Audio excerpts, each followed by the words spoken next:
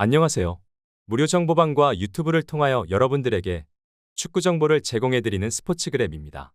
편안하게 시청해주시고 추가적으로 무료 정보를 원하시면 댓글란 링크를 통하여 문의 주시면 되겠습니다. 그럼 지금부터 분석 시작하겠습니다. 첫 번째 경기는 포항 스틸 대 FC 서울입니다.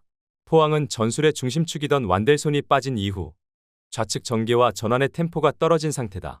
이호재의 제공권을 활용한 단조로운 전개에 서울의 수비 라인이 충분히 대응 가능하며 특히 야잔의 제공권 커버력은 이호재의 포스트 플레이를 일정 부분 무력화할 수 있다. 서울 역시 링가드의 공백 그리고 중원 핵심 자원의 부상으로 인해 박스 안에서 결정적인 장면을 만들어내는데 한계를 보일 가능성이 높다.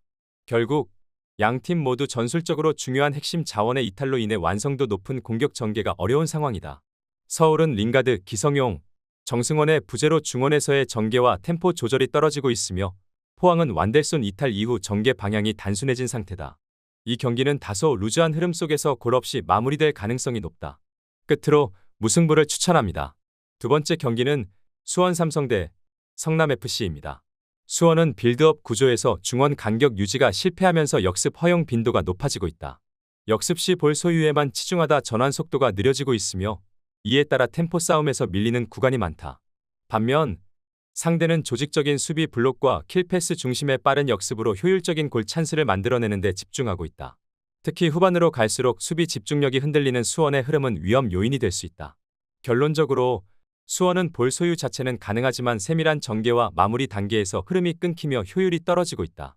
상대는 수비 라인을 안정적으로 유지하면서도 공격 전환 시 간결하고 빠른 흐름으로 결정적인 기회를 창출하고 있다.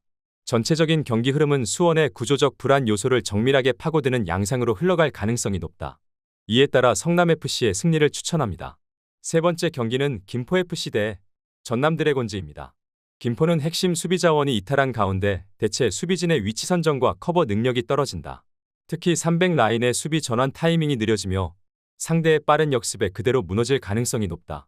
전남은 발디비아의 드리블 돌파와 박스 안 패턴 플레이에 강점을 보이고 있어 이번 경기에서 공격적으로 라인을 올려 전환 속도를 높일 수 있다. 수비에 구멍이 생긴 김포 입장에서는 90분 내내 부담이 될 수밖에 없다. 따라서 핵심 수비수의 결장은 전술보다 더 무거운 변수다. 체프만의 부재는 단순한 자원 손실이 아니라 전체 수비 시스템의 붕괴를 의미하며 전남은 이를 정확히 공략할 수 있는 구성과 흐름을 갖춘 상태다. 이번 경기는 김포 수비 붕괴와 전남의 공간 침투가 맞물리는 흐름이 예상된다. 끝으로 전남의 승리를 추천합니다. 영상은 잘 보고 계신가요?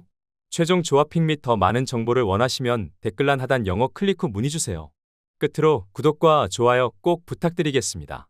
이어서 경기 분석 시작해보겠습니다. 네 번째 경기는 김천 상무 대 울산입니다. 김천은 팀으로서의 축구를 가장 잘 구현해내고 있는 조직력 기반의 전형적인 전술팀이다. 울산은 최근 경기에서 핵심 자원들이 서로 조화를 이루지 못하고 있으며 특히 미드필드 공격 간 연결이 단절되면서 실점 위기 상황도 반복되고 있다. 동기부여 측면에서도 김천은 부대장의 현장 방문 가능성 플러스 포상유가 유력 상황에서 강력한 의지를 바탕으로 홈 경기에서 승리의 가능성을 높이고 있다. 결과적으로 김천은 지금 군팀 특유의 응집력과 전술 완성도를 갖춘 팀이며 조직력 없는 울산을 상대로 안정된 흐름을 통해 결과를 이끌어낼 가능성이 높다.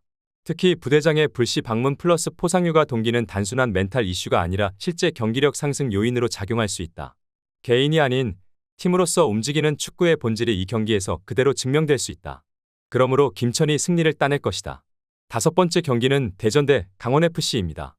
대전은 점유율 우위를 기반으로 경기를 풀어나가려 하지만 공격 템포의 일관성이 떨어지고 있으며 박스 근처에서 마무리 전개에 어려움을 겪고 있다. 강원은 울산전 승리를 통해 실전에서 짜임새 있는 수비 라인을 입증했으며 대전 원정에서도 공격보다는 수비 중심의 안정된 운영에 집중할 가능성이 높다. 양팀 모두 무리하지 않는 흐름 속에 결정적인 기회가 제한될 수 있다. 이에 따라 대전은 홈에서 점유율을 확보하더라도 공격 완성도에서 일정한 한계를 보이고 있고 강원은 지난 울산전처럼 상대 전개를 억제하면서 수비 밸런스를 유지하는 데 집중할 가능성이 크다. 이번 경기는 서로가 쉽게 주도권을 허용하지 않는 가운데 조심스러운 공방송 무득점 흐름으로 이어질 가능성이 높다. 여섯 번째 경기는 부산 대 화성FC입니다. 부산은 수비부터 공격까지 전술적 정비가 잘 되어 있는 팀으로 조성환 감독의 경험이 고스란히 녹아들어 팀 운영이 안정적이다. 반면 화성은 차두리 감독의 데뷔 시즌임을 감안할 때 공간 활용과 수비 블록 형성에서 반복되는 실수가 결정적 약점으로 작용할 수 있다. 특히 후반으로 갈수록 수비 간격이 벌어지고 커버 미스가 자주 발생하며 이는 곤살로 패신 발레로 3톱의 연계 패턴에 효과적으로 대응하기 어려운 흐름이다. 따라서 부산은 경험과 전술 완성도 면에서 확실히 앞서 있으며 경기 내내 상대의 불완전한 수비 조합과 탈압박 미숙함을 파고들 수 있는 구조다. 조성환 감독의 노련함과 유기적 공격 조직은 초보 감독 체제의 화성이 감당하기에는 벅찬 흐름일 것이다. 마지막 영상까지 시청하시느라 대단히 고생하셨습니다. 여러분들에게 득이 되는 시간이었길 바라는 마음입니다. 승률을 높이는 방법은 어느 정도의 정보력은 필요합니다. 그것이 수익률로 이어지며 전문가의 능력이라고 생각합니다. 영상에서 더 보여드리지 못한 부분은 댓글란 링크를 통해서 문의 주시면 고향 동생 또는 형님처럼 편안하게 모시겠습니다. 오늘도 시청해주셔서 감사합니다.